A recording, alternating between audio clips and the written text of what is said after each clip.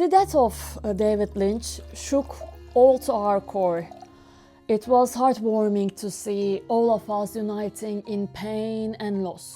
I'm drinking red wine in the memory of Lynch. He used to love red wine a lot. I'm not sure if you like this one, it's a very casual one, but anyway. It made me think, what does the pain of losing him tell us about our own miserable position in this world? He told stories about human tenderness even in the most terrifying situations. He tried to make sense of the evil in this world. I am sure there are so many people out there who are more experts than me in analyzing the Lynchian cinema and what it means for art. I'll talk more about the cultural and personal impact of his death.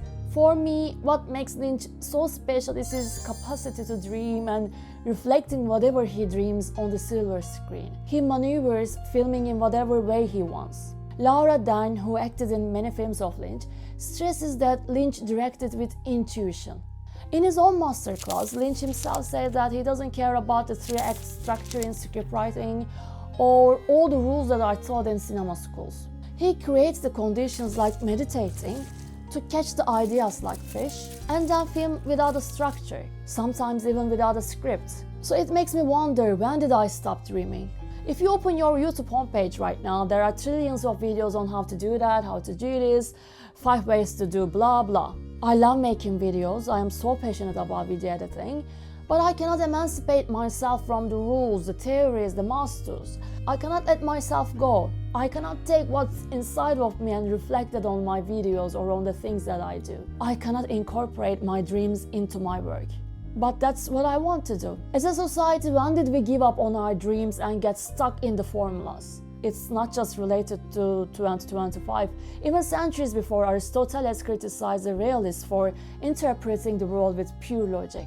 But if we talk about today, American anthropologist David Graeber suggests that the death of creativity is directly related to the capitalist economic system. According to Graeber, capitalism has created jobs that lack any meaning. Moreover, capitalism distracts us with bureaucracy, making us waste time on paperwork in a hospital, for example, or even waiting for a customer service employee at an Apple store. All these procedures of the economic system kill our creativity. Graeber was not only a respected academic but also an anarchist. He was the one who came up with the "We are 99% slogan of the Occupy Wall Street movement. He advocated that we have to create social value in our jobs and imagine new social and political ways of being.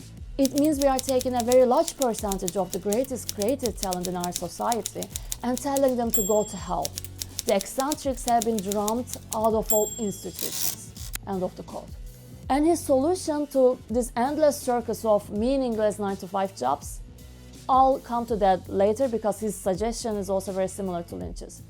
Let's move on to another contemporary philosopher who's quite famous today. South Korean-born Berliner Byung-Chul Han argues that today's system forces us to live for achievement, making us mentally exhausted creatures. We constantly feel the pressure to produce more. We cannot just stand by without doing something. Byung-Chul cherishes boredom, saying that it is vital for our mental capacity. How does he spend his days? Working in his garden and playing piano. He says that life is meant to be doing this kind of stuff. He appreciates laziness. If we circle back to anthropologist David Graeber, what is his antidote to capitalism killing our creativity?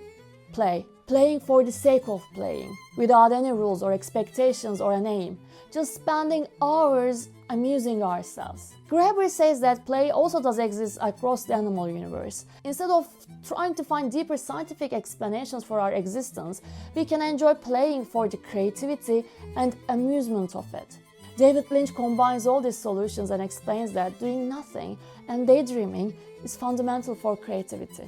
How can we accomplish all of this in a harsh capitalist world where we must meet our needs? I don't have a solution for the capitalist system. I don't think anyone has. Marx had some, but historically it did not work out well. But we can at least try to be playful. What do you think? Do you have any suggestions? Let's keep each other posted.